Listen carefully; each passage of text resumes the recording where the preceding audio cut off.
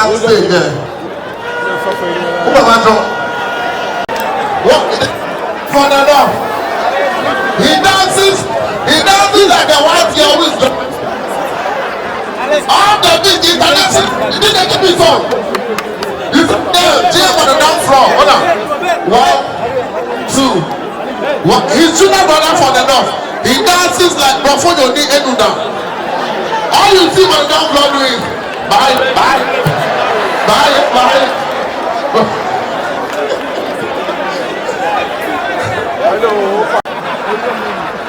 So let me continue. Look, somebody can see my league. When I'm at home watching them, I just will let you know that you don't have sense, and then Malik will send you to jail. Simple as that. You see somebody can see no, listen. Oh, you mean me? Something or can't pass some or something in the street. Well, when you approve us, some way procurement, I don't know what person. Who's all say, I'm going to jail. So you know what? It's a pleasure to be here to perform for you. And this is my first time in my life opening for a president. No party has done it for me except thank you guys very much. My name is TKB. Thank you. Thank you so much, TKB. He deserves more. If we clap for him, he deserves more. Now, all of you here, just take a moment. Today marks the International Youth Day, and this is the day His Excellency chose to launch the Youth Manifesto to address our issues. What is bothering you and I? Like the Echumapa, like the let us welcome the next president of the Republic of Ghana, John Mahama.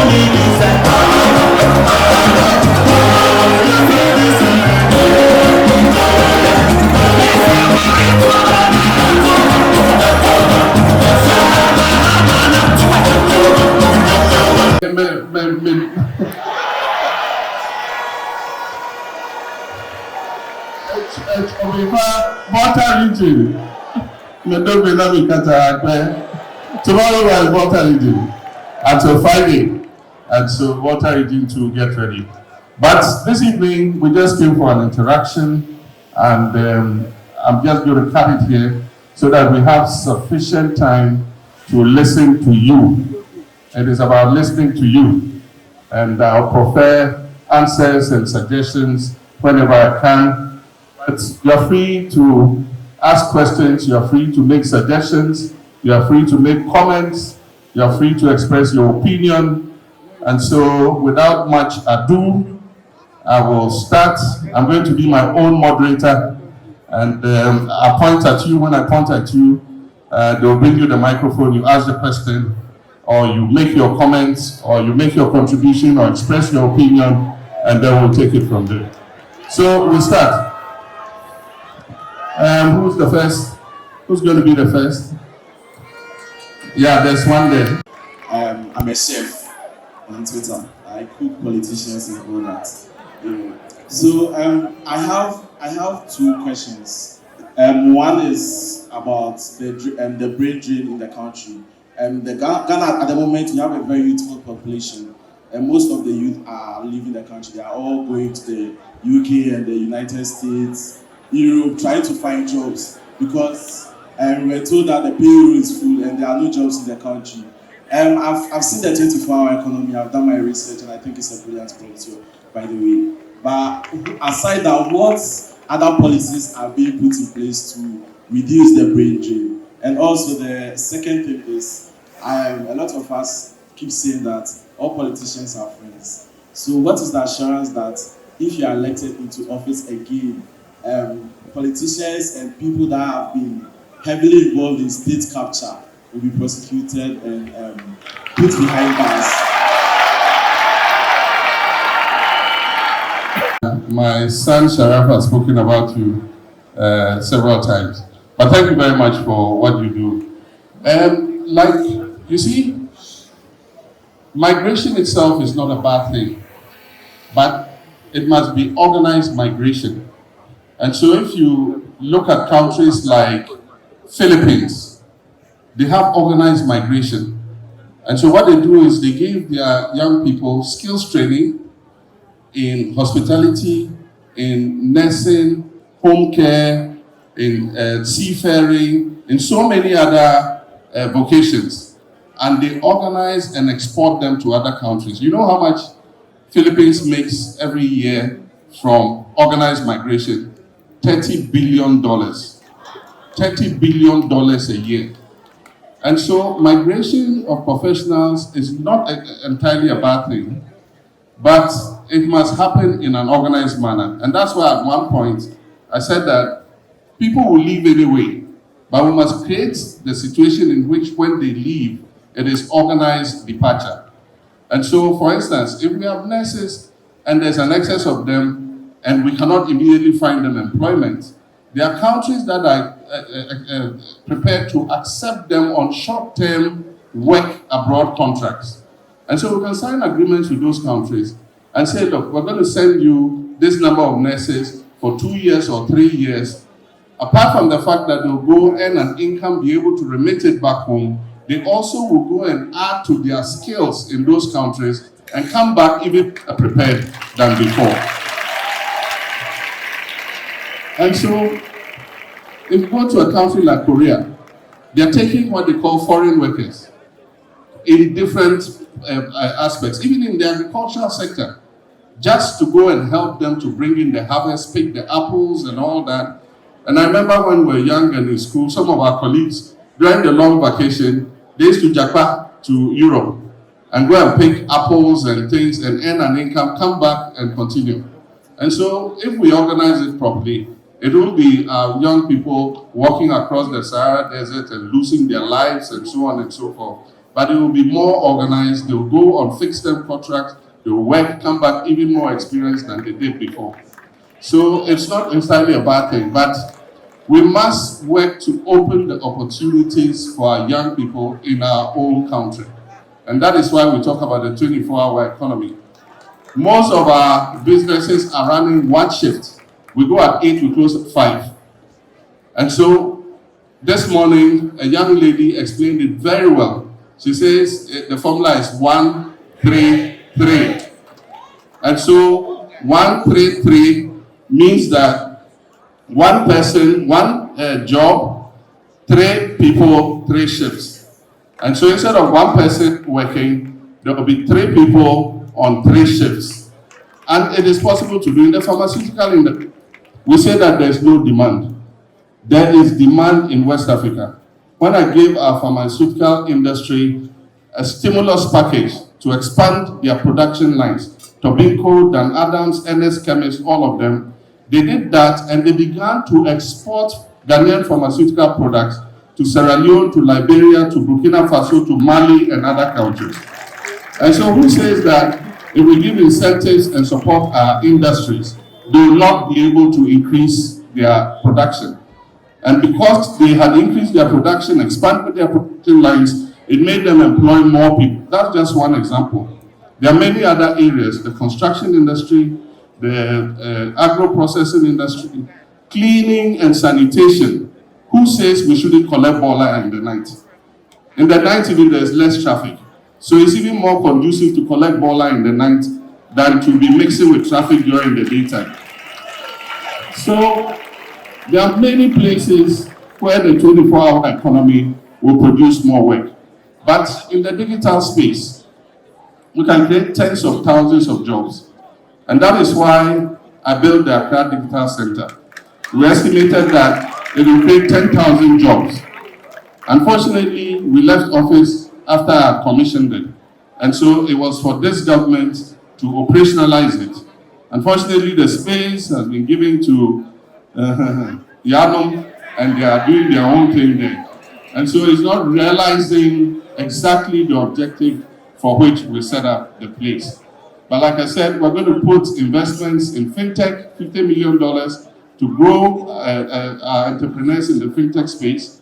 We're going to put money into construction, the big push for transformational infrastructure, in order that contractors and construction companies can employ more young civil engineers, employ masons, carpenters, steel benders, welders, tractor operators, dump truck operators, excavator operators.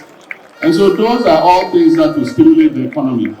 But one group that we want to push, promote, and create are the agri-business people, to provide agro-processing services for our farmers so that they can buy the products of our farmers, add value to the products, sell on the local market, or export. If you go to Oti, they produce a lot of ginger. There's no ginger factory there. We must put up a ginger factory to produce ginger powder, ginger oil, and it's the private sector that is going to do it for export and local consumption. Look at this, our red hot pepper. You know the demand for it.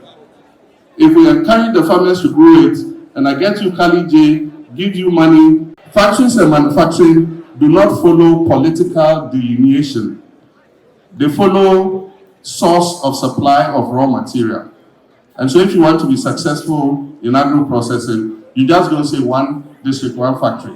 If you take cashew nut, it is grown all across Bono and Bono East. So you must look at the whole cashew growing zone and say, look, we need 2 factories in these 2 regions to process all our cashew.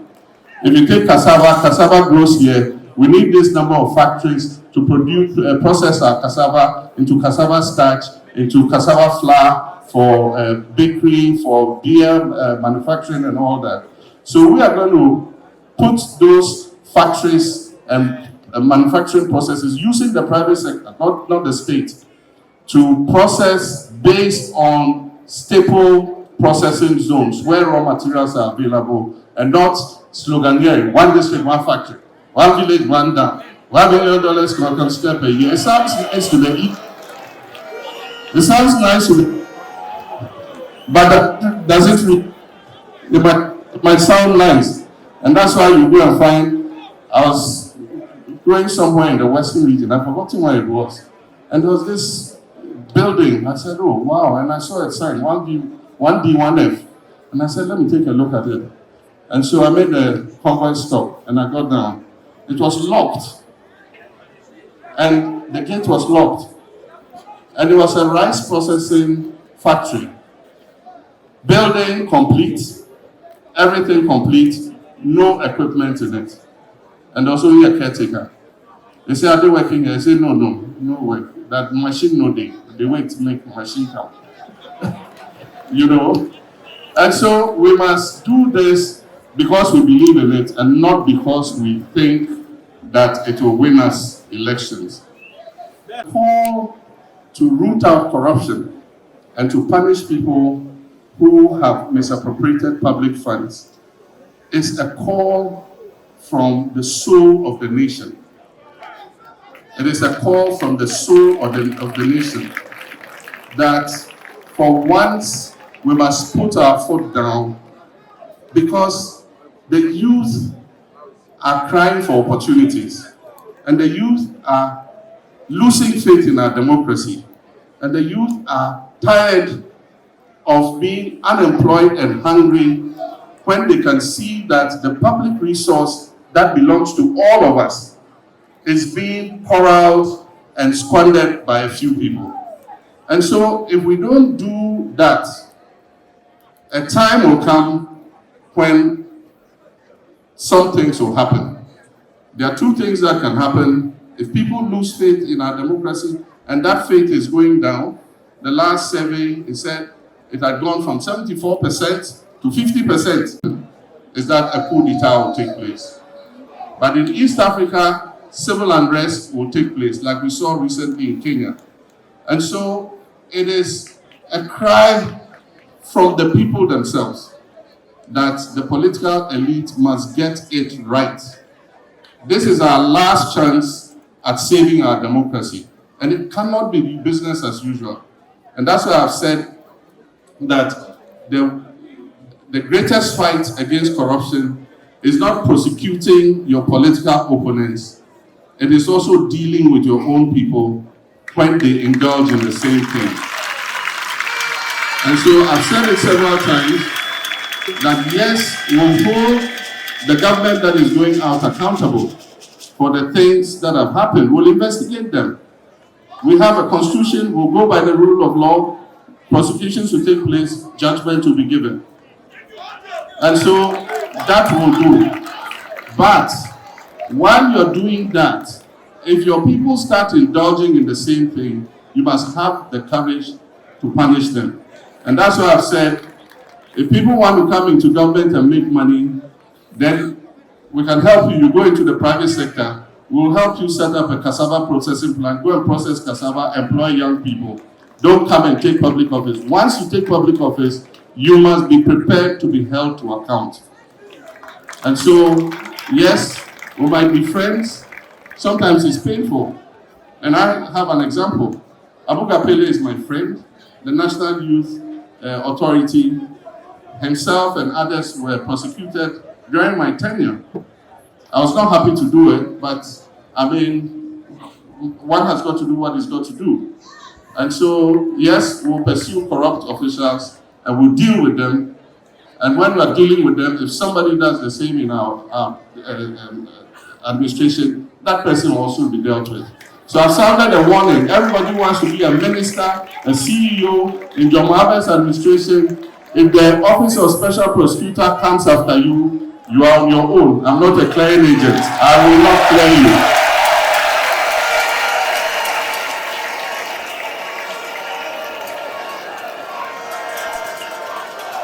So let me go to this side. There's a young lady here. Give the microphone to the young lady. I'm not going to security service said me. Join your qualification. Me the question like my in your me here na me here qualification. What power? Me no ba no fit get man because I passion to do the security job. They have the skill, they have the power, the manpower is there. She not me here qualification. I'm more that get protocol. That be 150. What power? Me no ba no fit one. What am I able to security service? Now me one.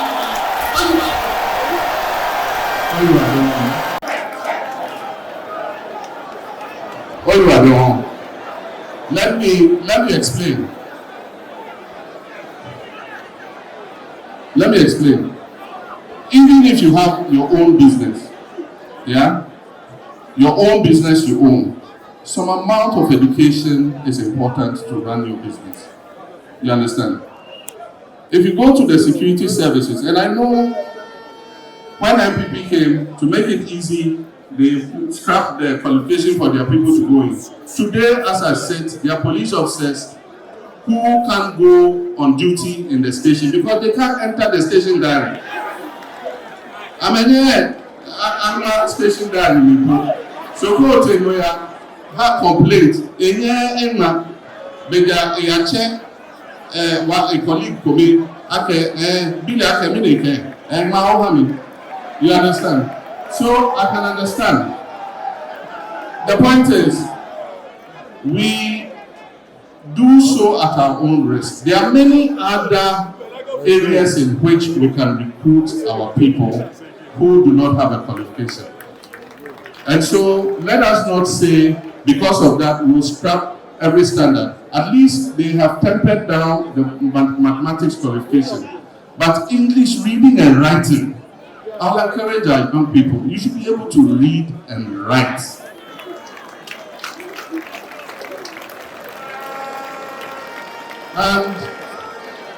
And aside from that, there are many other places. You see, why everybody wants to go into the security services? Because there's no employment. Because if there were other areas that we would employ our people in factories, you know, working as technicians in factories, because even if you cannot read and write, you can be trained with your hands to be a skilled factory worker. But it's because there's no work in the factories that everybody wants to be in police or immigration or something. And that is why we want to revive the economy of this country. That is why we want to build more factories, so that all our young people in Jamestown and Buko and everywhere, we can take them to go and work in Tema, in factories and other places. And so there will be some minimum requirements to be able to enter the services, so that at least you are functionally able to carry out the duties that you are given. And so thank you very much. That's the answer to your question. Let me come this way. Yes, let's see who. Okay, the one sitting by. I'll come back to you, okay? Okay, thank you. I have heard and I've listened to your 24-hour economy. And what I want to know is that how long would it take for this policy to start rolling out? Would it be like the free SHS as promised and was rushed within the first 6 months, and then we are witnessing the challenges even as at now? Would be like that when you come to power? And then my next question would have to be on taxes. There has been some taxes being paid by the Ghanaian people. One of them includes COVID tax, which it's been 2020 since COVID came, but we are still paying COVID levy or COVID tax as of now, but you're not seeing what is happening. Are you going to abolish that, or it's going to continue? Do you have a policy about that? And then the NHIL levy, yes, I know it covers hospitals and healthcare and the national health insurance. However, when you go to the hospital, you realize that there are certain drugs that are not covered by the NHIS. You go to the hospital and they give you paracetamol, amoxicillin, and the rest. But other drugs, they refer you to go and buy them at the drugstore. Do you have any policy that's going to strengthen the NHIS policies to ensure that the average Ghanaian people can access healthcare and the rest? Thank you. Our economy is not going to be a night event. It is a process, and it's voluntary. On the part of government, we have what we control. For instance, we can ask customs to start a process of working 24 hours because customs is a state agency. We can ask the port to work 24 hours so that people can clear their goods at any time in the day or the night. Anything to do with state agencies, we can do 24 hours because we control that. With regards to manufacturing and businesses, it is voluntary. You cannot go and compel people and say, by this date, you must start working 3 shifts. So you have to give them incentives. And those incentives will be to give them maybe low interest loans so that they can expand their production and take on more people. It could also be in the form of tax waivers so that they have less taxes to pay, and so they can plow that amount of money into expanding their production. It will also be finding markets outside so that they can engage in export trade under the African Trade, Continental and Free Trade Area, under the ECOWAS Trade Liberalization Scheme, under our agreements with America in ACCRA, under our agreements with the EU, so that we can improve our exports based on an increased demand. And so it's not going to be an overnight thing that it will happen like a flash bang, But we will start the process, and it is our hope that we will go far within the 4 years, and any government that comes can continue the policy and go and run with it.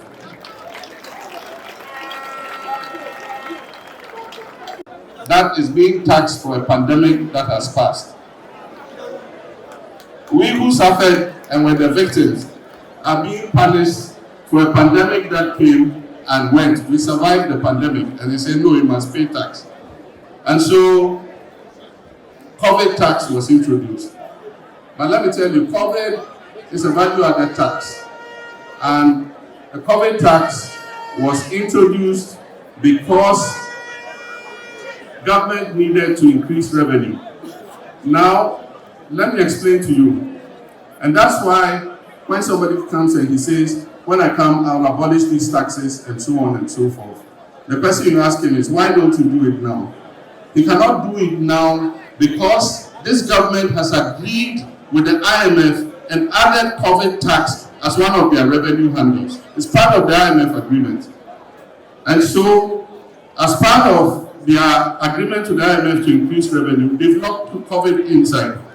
And so if you come and you want to take the COVID tax out, then it means that the IMF bailout, you have not been able to fulfill the agreements with the IMF. And that is why he says, oh, vote for me, when I come, I'll remove this tax. But the question is, if you could remove it, you do it now, but you can't do it because you've agreed with the IMF that COVID tax is one of your revenue measures. IMF has asked you to increase your revenues to a certain percentage of GDP by 2028. And so far, you are at about 15 point something percent. You are nowhere near the 24% they've asked you to increase it to. We are saying that we'll rationalize those taxes because there are other areas in which we can collect taxes. There are other areas in which we can expand the tax net so that we can take those obnoxious taxes out.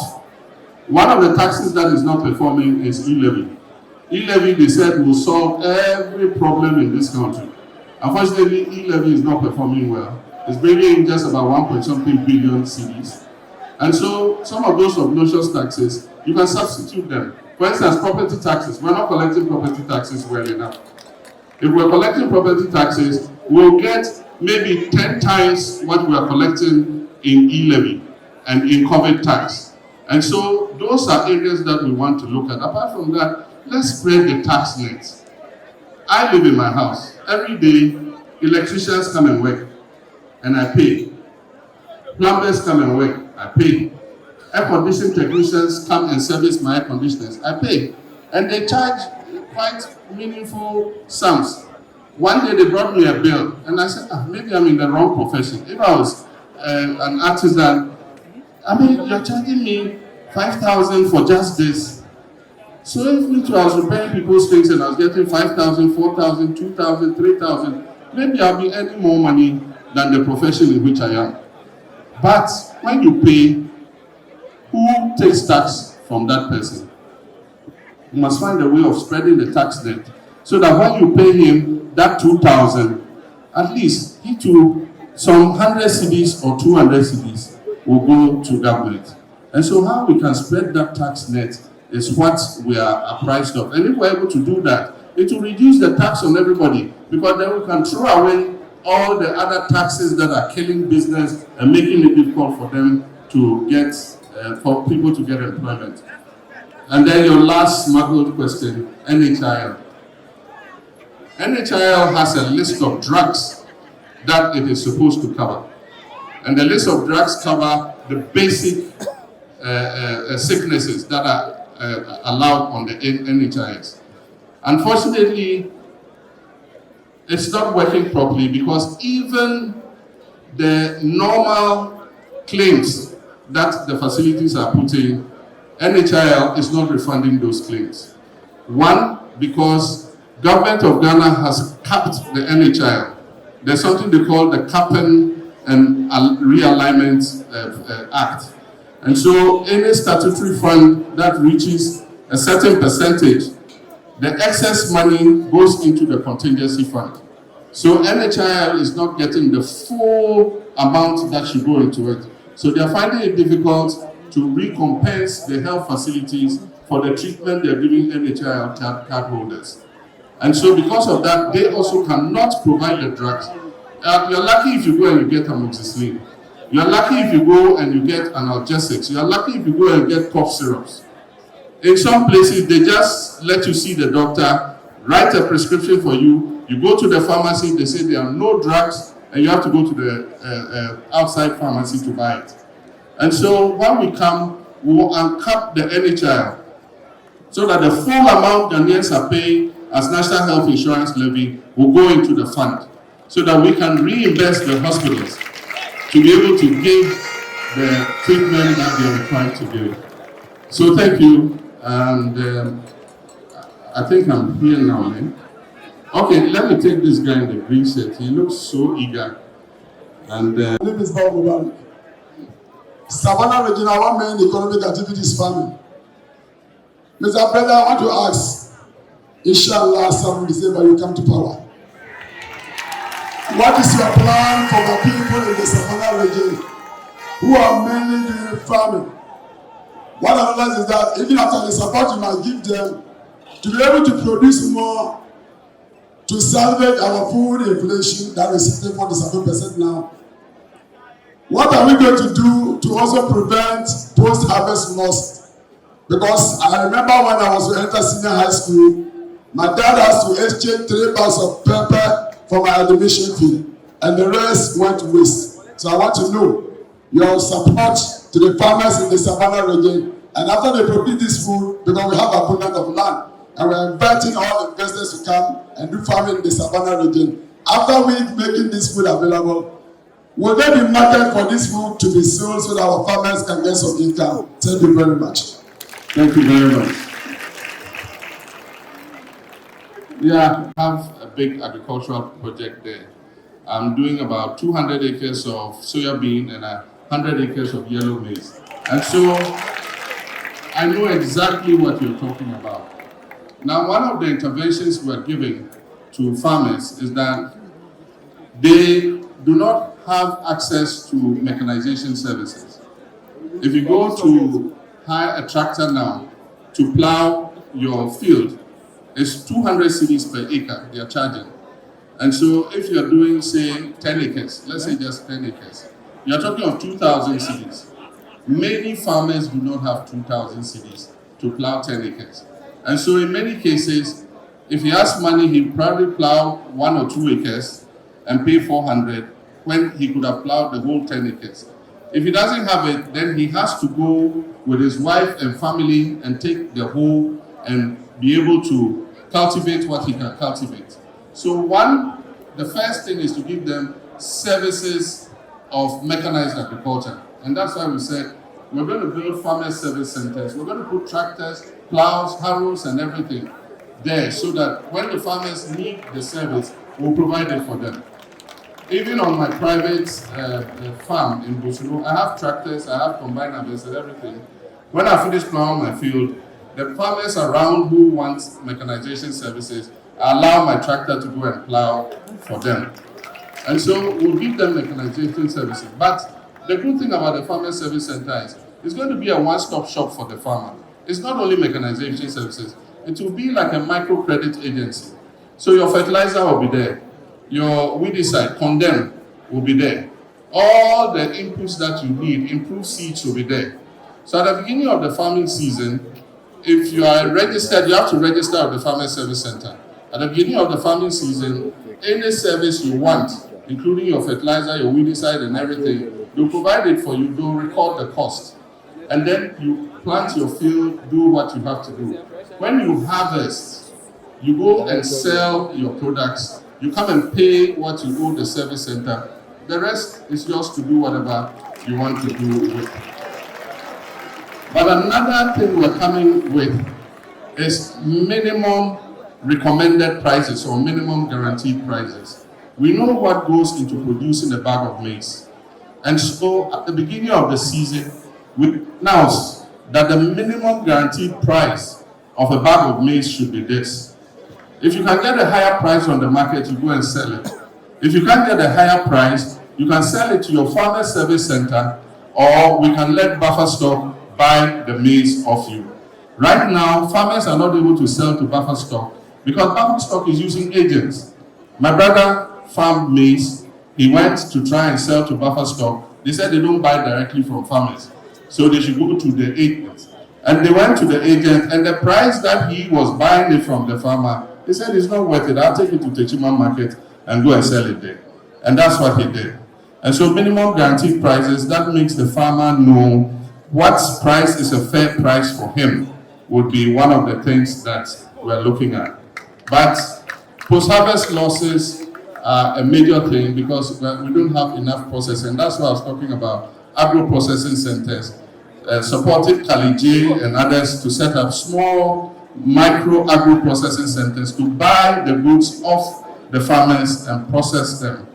But we must also look at irrigation, where we have good facility for producing irrigation facilities so that farmers can water their crops. That will be fine. Right now, as I speak, the whole of Bono through Savannah and northern region, there's a drought. For almost 8 weeks, it hasn't rained. And so the maize crop is dying.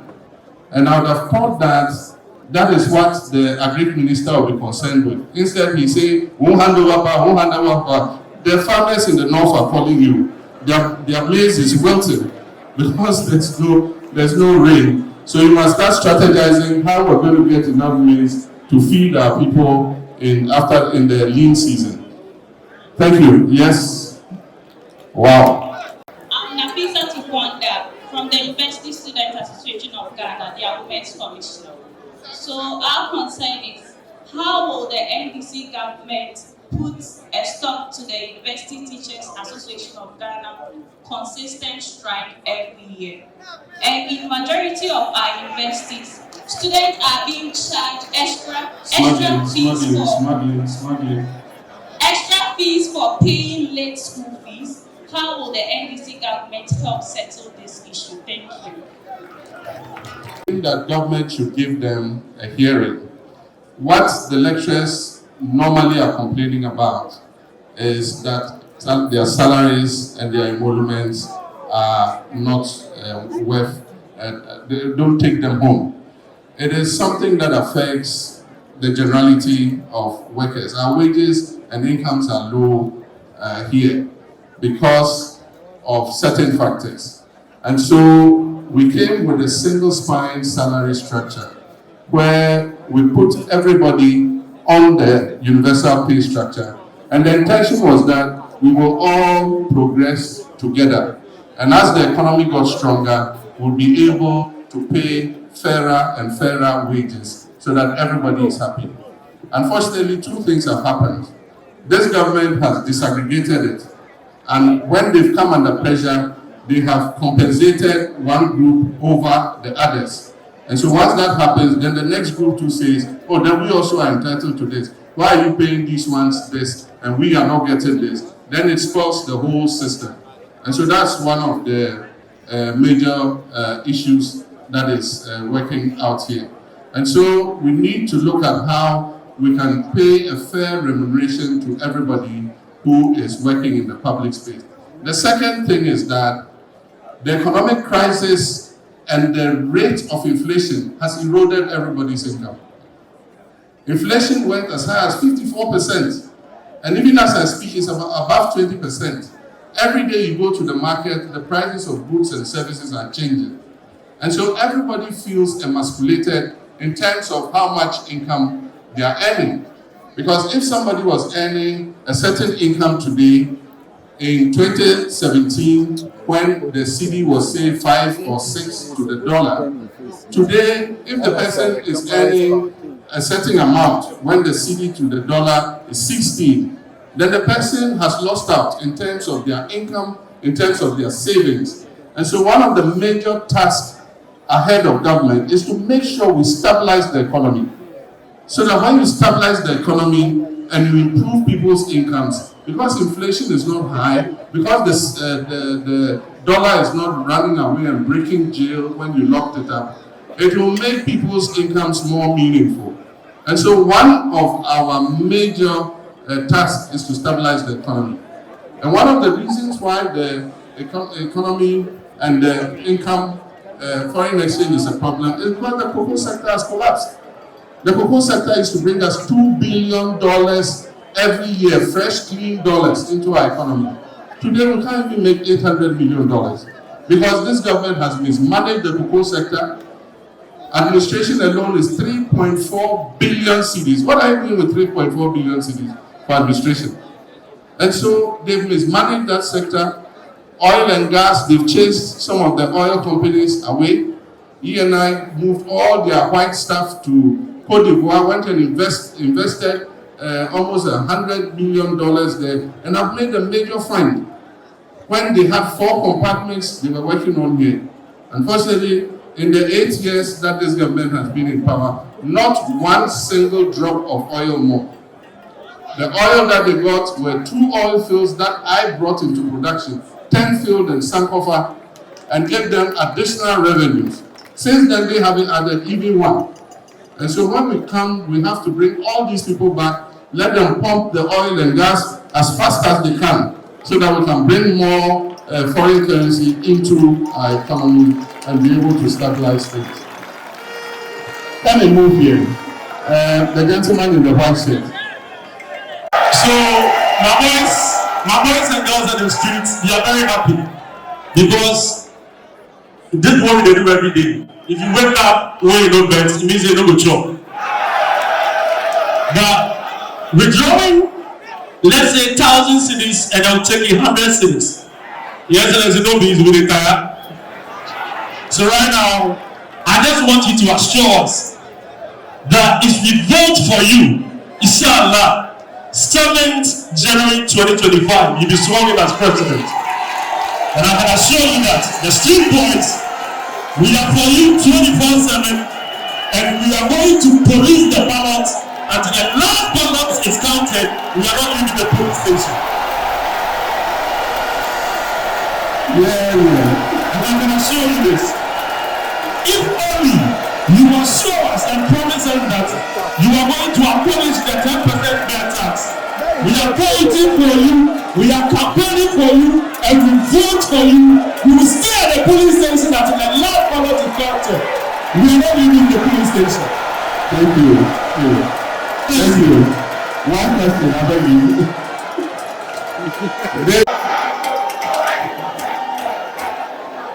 This one be the yawa of the day.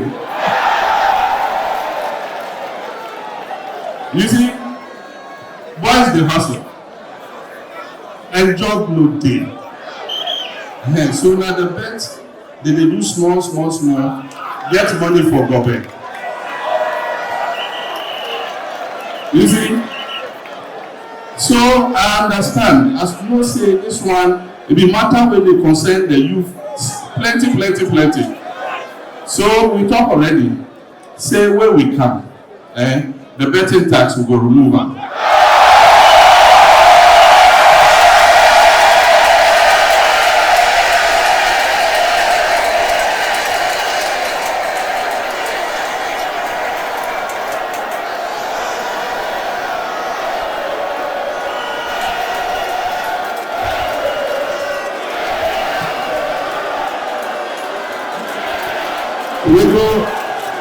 We will find, we must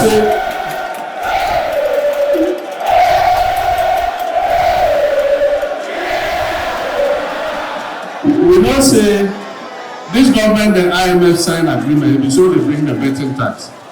But we will find alternative revenue to plug the hole where the betting tax will cost. So as the young boys, the street boys, the hustlers, no get work to do. For the meantime, they go do this small betting. Then we go do the 24-hour economy. Where it comes, everybody get work to do, everybody they work. Then we say, by you way they bet, you get work. And you see, so for now, make the boys be, make the be, the small thing that they get, we'll give them. But when the 24-hour economy work, then you all the work, everybody get work. You be chop 111 instead of 000. Then maybe sometime, but then maybe nobody will be president. Then they go look at and see whether it is something where they will do. But we we will remove the betting tax. E-levy too, we will remove them.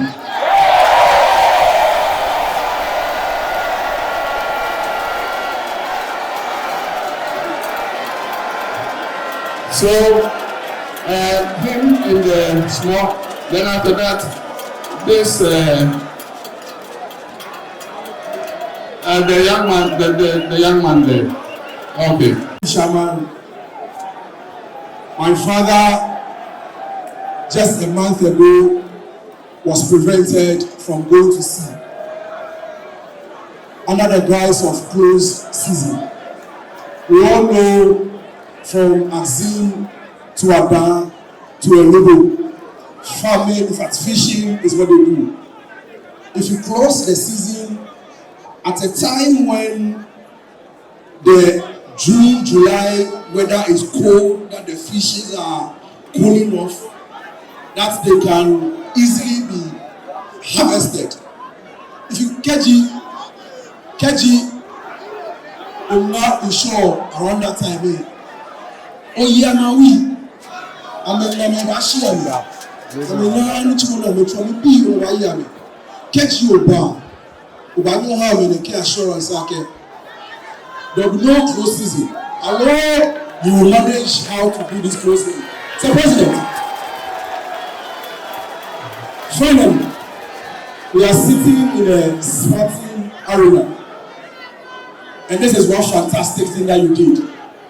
But I've not seen this in other regions.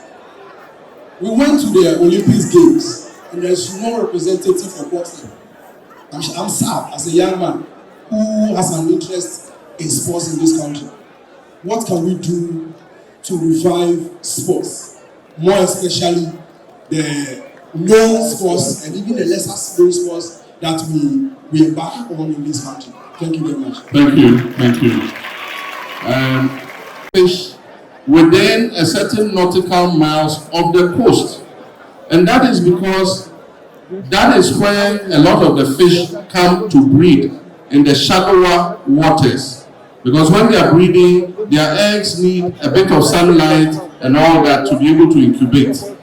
And so, rather than punish artisanal fishermen and say you're doing a close season, make sure you monitor the number of nautical miles so that the trawlers don't come there. If they don't come there, the fish stocks will recover. And what we say is, how much fish do the artisanal fishermen catch? The majority of the fish is caught by big trawlers, many of them who even catch that fish and go and land the fish in other ports instead of bringing it for Ghanaians to be able to eat. So the close season will be there for the big trawlers and the big fishers. But the artisanal fishers who go with their small canoe and their outboard motor and their nets to go and catch Nokofiu, ni Akebaba, ni Akwe Amehalfa, you go and show them out. The small fishers, artisanal fishers, no close season, will stop the trawlers from fishing within a certain nautical miles of the coast, and then also there will be close season for them. No fishing there. Amele, what am a close season? What na insurance? One she versus Aquaboy. I mean, more and in the low affair, insurance. He was Amele, Obana, Wahame. She Menike. Canoe and outboard motor. Will a man I'm a layer ona. Then no, there's one more here. They were coming here. So after him, no, he has boxing. Yeah. We built this beautiful boxing arena in collaboration with Slits.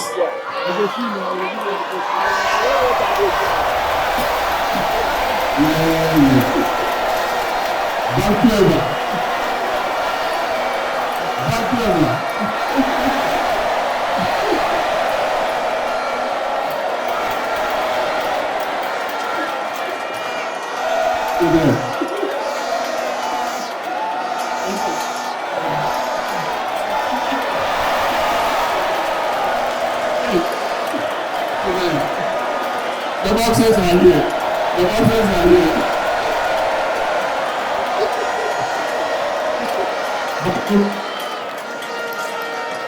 That we know London.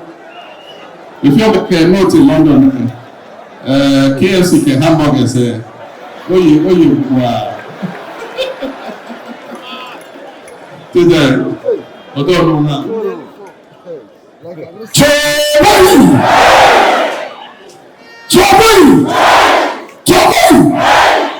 My brothers and my sisters, they here.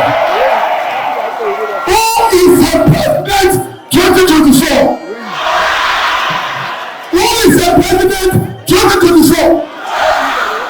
A water store cannot flow.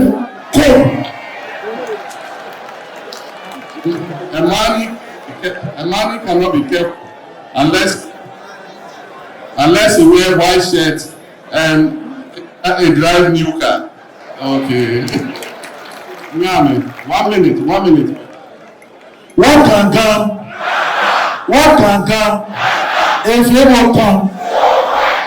will come, and the fact that you don't be over Papa again, and no more come Ghana, and PPB, I'm all of Ghana properties. You're not be over Papa again. And the power, we get our power, and the Ashia Malo, to Mafia and the Thank you. The boxers are taking advantage. We built this arena.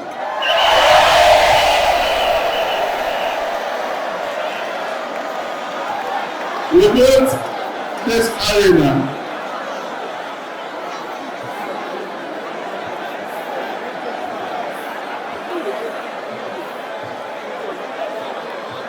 We built this arena as a center of excellence to train Ghanaian boxers.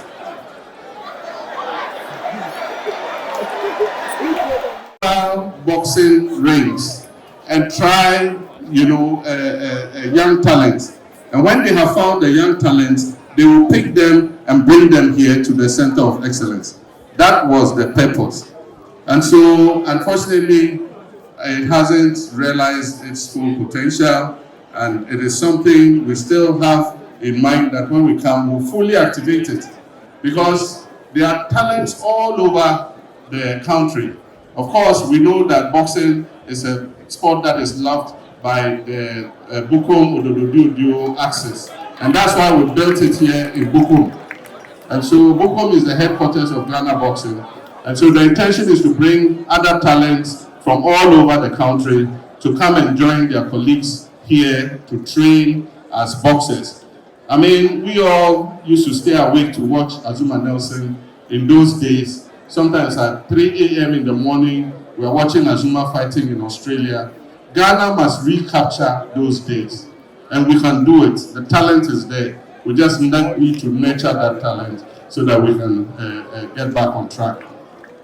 A lot of money goes into football, but we always get heartbreaks with football. The last time we won any major trophy was in 1981 in Libya. Since then, we've had a trophy drought in football. But football is national sports and everybody. But we must organize it in such a way that we are able to get some.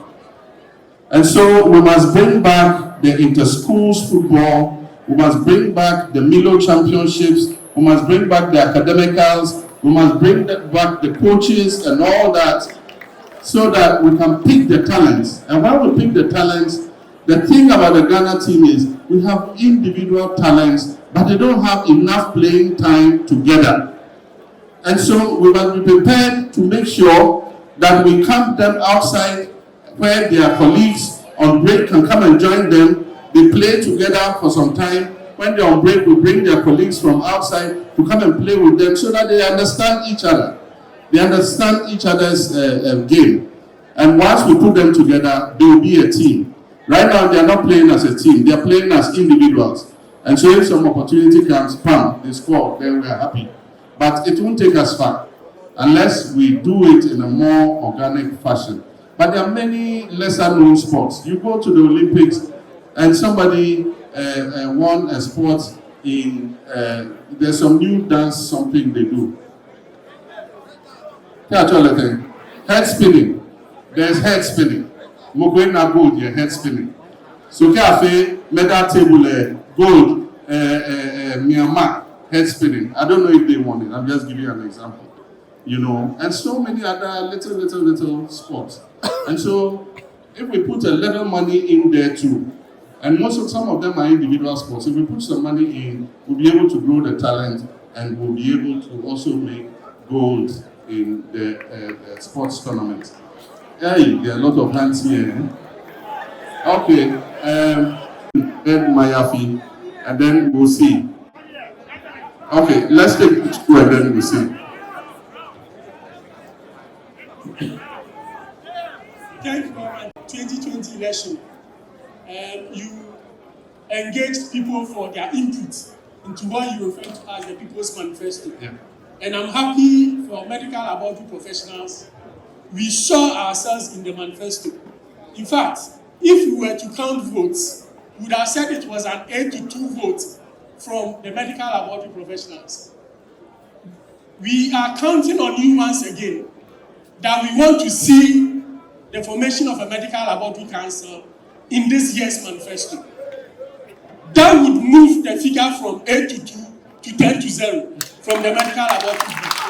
Thank you. The other side of it is that we've seen. No, I'm not coming to my question. The other one was appreciation. Okay, appreciation. All right. Dr. Dansopo, if you are listening, make sure that medical laboratory professionals, their inputs are in the manifesto. Thank you very much. So what we've realized is that you've unleashed the potential of our brothers, pharmacists, pharmaceutical companies.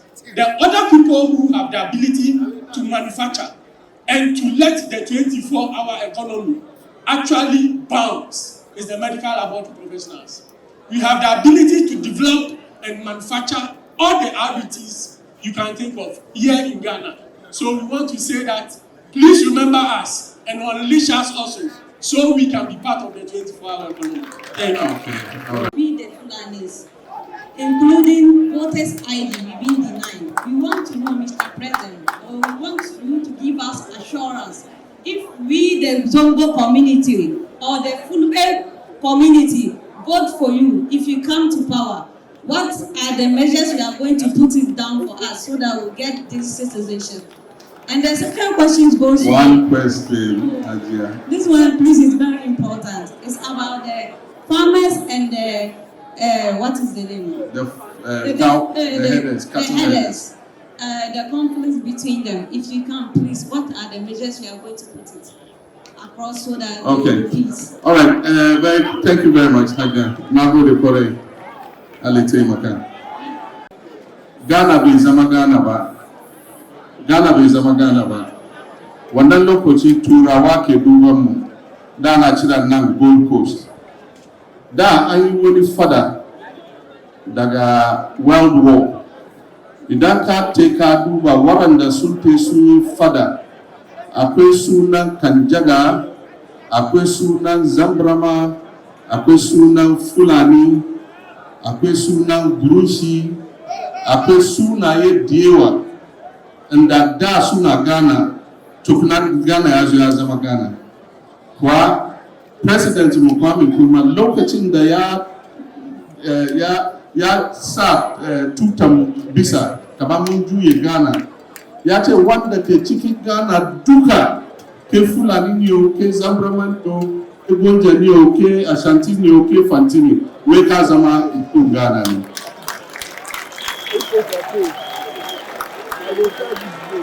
What I said simply is that if you go to the war memorial in Kumasi, you see the names of fallen soldiers from the World War. That is when Ghana was Gold Coast and Britain was our colonial master. And if you read it, you will see Sergeant something Ajimai. You will see Alasan Fulani. You will see Salifu Dagati. You will see Sebu Zambrama. You will see Yakubu Gurusi. All those people were here in Gold Coast time. And they had their children, their grandchildren, all here. When our first president, Kwame Nkrumah, raised the flag and said, at long last, the battle is ended, and Ghana, your beloved country, is free forever. When he said that, all these people were in Ghana. The Kanjaga, Zabrama, Ashanti, Fanti, Ghana, all of us were here. And so, when Nkrumah made that declaration, the descendants of all those people are Ghanaians. And so we should not discriminate. It happened to me. My mother went to register at Tesano, and she mentioned her name. And one of her names is Boncho. And so when the man heard it, he said Boncho. And I said Boncho, and he said friend, bonjour, bonjour. And so my mother had to come back to call my sister to come and vouch that, oh, that's Honorable John Mahama's mother, before they registered her. And so you cannot, on the basis of a person's name, determine that the person is not Ghanaian. And that's why we said that we must have a system where we're able to vouch for each other. Otherwise, you will exclude a lot of people. People go for Ghana card and they refuse to allow them to register. Okay, but herdsmen and agriculturists, it is a major problem because a lot of our communities are agricultural, and often the cattle destroy people's crops. And so I went to the north recently, and one of their major problems of agriculture is fencing. How to fence their farms to prevent animals from encroaching and eating their crops. And so it is something we must find a solution to. And there are solutions. For instance, and I'm trying something. My father had a rice farm, it's abandoned, I've taken over the land. And we're doing intensive cattle grazing. And so we're going to put the cattle in a limited area. And we're going to grow grass to feed the cattle. And so we divided it into what we call 10 paddocks. It's a pilot I'm doing. Into 10 paddocks. So the cattle will feed here for 3 or 4 days. And then they'll move to the next one and graze there. From there, they'll move to the next one. By the time they go around the 10 and come back here, the grass has grown again. And so if we're able to do it, in the areas where we have a lot of this conflict, we can invest in getting the herders to bring their cattle to these grazing centers. We will put a tag on each cattle's ear so everybody knows his cow. When your cow gives birth, immediately we'll put your tag on it. So everybody knows the yellow tags are my cattle. This one, the blue tags are yours. The brown tags are for these people. We'll have veterinary services there. There will be water there so that you can graze your cattle and look after your cattle. If it works, we can replicate it in especially the areas where there's conflict, so that we can let them bring their cattle there.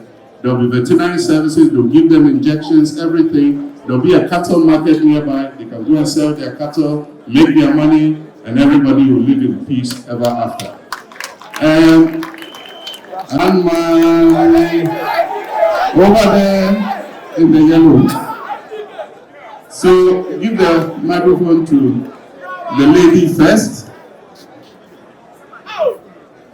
This will not be the last. We will have more encounters, so don't worry. Thank you. Please, I bear the name Farida Khalifa. I want to Farida Khalifa. Oh, that's my daughter's name. Okay. Please, I would like to flow in my local dialect. Okay. Over the media, she can Oba power, the favor drone and Oba power. O find Oba legalize bank to bank and lotto. Thank you. Don't you to Okay, I don't know about that.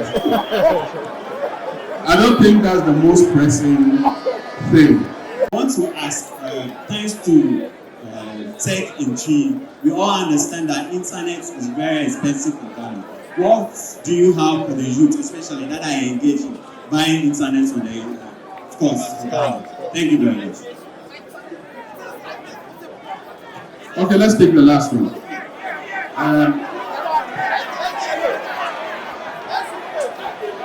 Okada.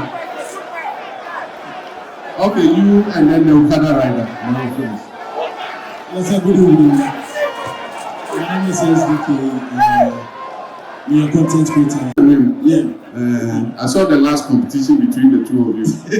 Okay, what's the Mechiano? Martin Mikachen.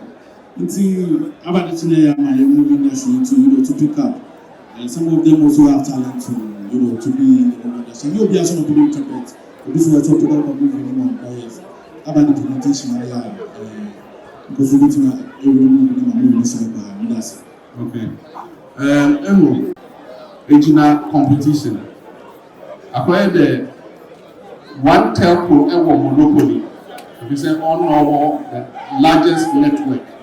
In Tiama or no to be paid the price higher. So I can competition with what? Okay, Airtel ni Glo ni Mahama as a one abafo. In Tiaka MTN Vodafone one. In Tia there Yabomodian na you pay the other telcos no competition. Send a Bema rates number phone. Right now, Mary can say new technology satellite internet in Swaba. And a fair and Asha, so meaning say a back na a bedoswan, a bema satellite internet reach a bebafo. Now say Bafoma at the competition member with telcos na new na bema internet reach abafo. Because they have high speed internet. Until now, yes, 5G is remember. Because 5G is very high speed.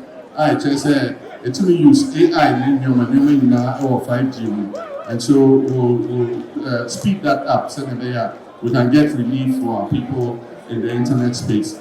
Now, tomorrow, as you put the Creative Arts Fund, now I buy the seed money at home. It's a better movie. You can apply to the Creative Arts Fund. Into Obama Osika na would they movie no would the actors and actresses or there would something reasonable because I feel Obi to be shooting by 2 weeks na yaman 1,000 Ghana cedis. But there need transport to board the buy and need transport of Beska idea profile. Also it would improve how much you give to the artist, and they give you enough money to shoot the movie. Apart from that, there are digital studios so that you can produce state-of-the-art quality movies. In the airport studio now, you pay far less than you do if you go to a private studio.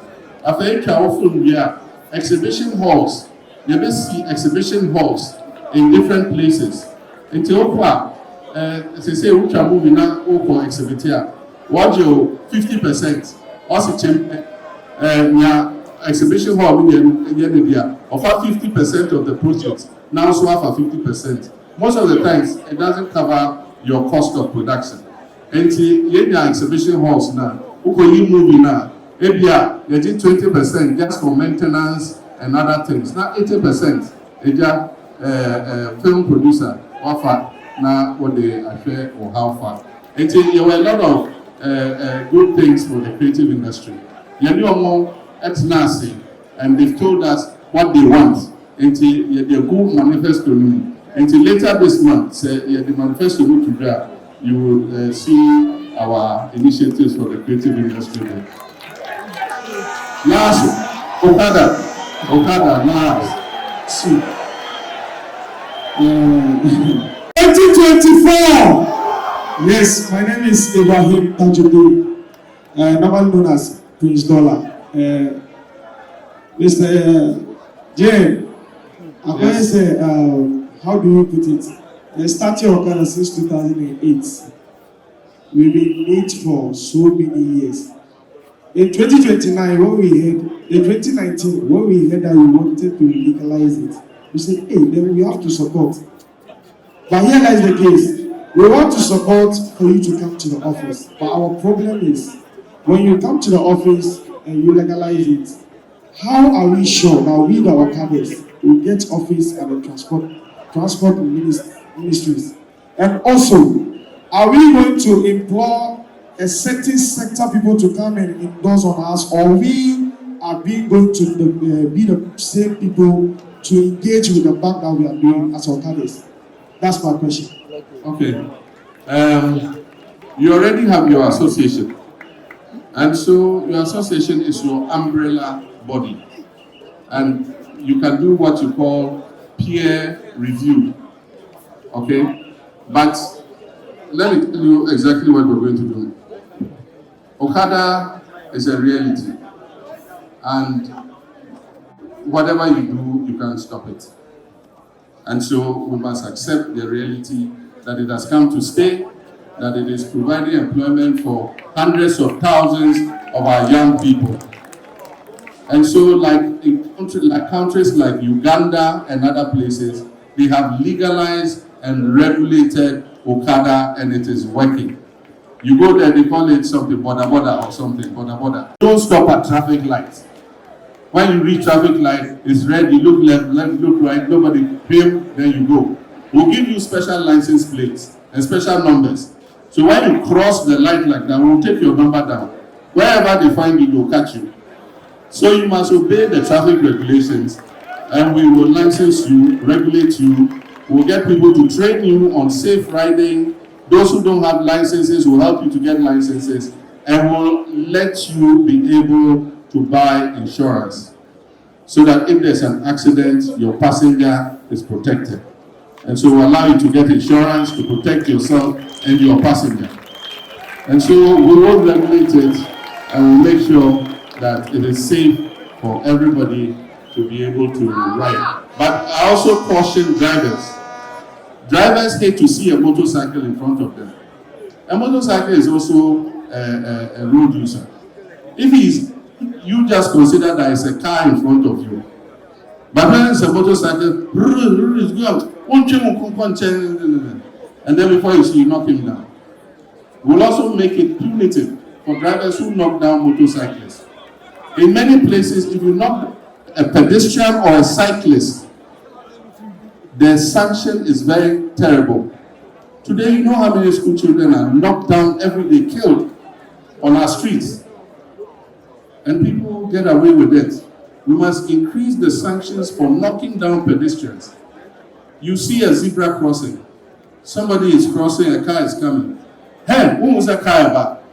But the road traffic regulation says, if somebody is on the zebra crossing, if even you go to any of the other countries, he just puts his foot on the white line.